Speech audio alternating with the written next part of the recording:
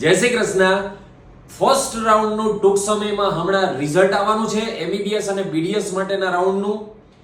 જો માની લો કે પહેલા રાઉન્ડમાં તમને મળી જાય અને તમે ફીસ નથી ભરતા, કન્ફર્મ નથી કરાવતા, તો તમને જે મળેલી એડમિશન છે, જે તે કોલેજમાં એડમિશન મળ્યું છે, એ ઓટોમેટિક કેન્સલ થઈ જશે.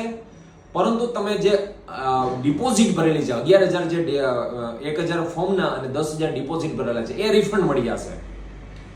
પરંતુ જો તમને ફર્સ્ટ રાઉન્ડમાં મળે છે અને તમે લેતા નથી, તોય તમે સેકન્ડ રાઉન્ડમાં તો ચોઇસ ફિલિંગ કરી શકો છો. પણ જો સેકન્ડ રાઉન્ડમાં તમે ચોઇસ ફિલિંગ કરો અને એડમિશન મળે અને તમે ફીસ નથી ભરતા, તો તમારી આ જે ફીસ ભરેલી છે 11,000 જે તમે ભર્યા હતા, 1,000 ફોર્મ અને 10,000 ડિપોઝિટ, એ ડિપોઝિટ તમારી જપ્ત થઈ જશે, તમને ફરી પાછી નહીં મળે.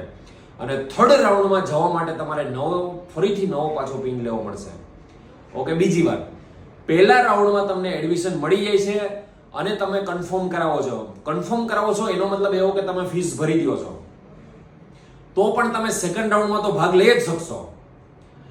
સેકન્ડ રાઉન્ડમાં ભાગ લીધો અને માની લો કે તમને એમાં ત્યાં એડમિશન સેકન્ડ રાઉન્ડમાં મળી ગયું, જે તે કોલેજમાં અપગ્રેડ થઈ કોલેજ, માની લો કે એની ઉપરની કોલેજ મળી ગઈ છે, અને હવે તમને એમ થાય કે ના, મારે આ કોલેજ નથી જોતી, પહેલા જે કોલેજ હતી એ જ જોઈ છે, તો એ શક્ય નથી. બીજા રાઉન્ડમાં જો મળશે તો તમારી પહેલા રાઉન્ડમાં મળેલી એડમિશન ઓટોમેટિક કોલેજ કેન્સલ થઈ જશે અને તમને સેકન્ડ રાઉન્ડમાં જ્યાં ત્યાં મળ્યું છે ત્યાં જ તમારે લેવું પડશે. પણ જો માની લો કે ચોઇસ ફિલિંગમાં તમને સેકન્ડ રાઉન્ડમાં ચોઇસ ફિલિંગ કરો છો અને સેકન્ડ રાઉન્ડમાં નથી મળતું, તો તમારી પહેલા રાઉન્ડની કોલેજ જે છે એ યથાવત રહેશે, એમાં તમે એડમિશન લઈ શકશો, એ એડમિશન કેન્સલ ના થાય. વધુ આ પ્રકારના વિડીયો તમને હું ડેઈલી એક અપલોડ કરતો હોય સામાં. એમબીબીએસ અને બીડીએસ ના કાઉન્સેલિંગનું આવી જ રીતે આયુર્વેદ અને હોમિયોપેથી જ્યારે સ્ટાર્ટ થાય ત્યારે એ પણ કાઉન્સેલિંગના વિડીયો તમને સતત મળતા રહેશે. જય શ્રી કૃષ્ણ.